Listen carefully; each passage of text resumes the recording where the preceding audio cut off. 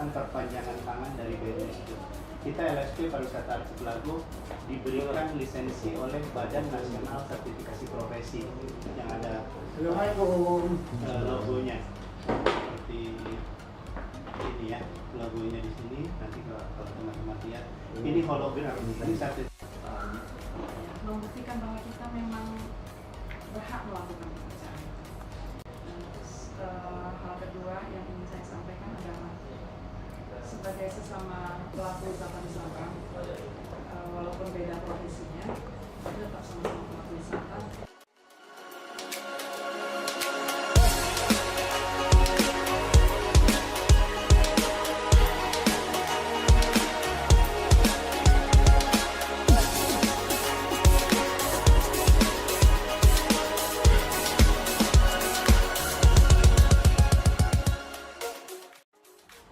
Bagi non-muslim, tamu-tamu kita kan bukan semuanya orang Arab, orang Islam, juga ada dari Eropa, dari apa.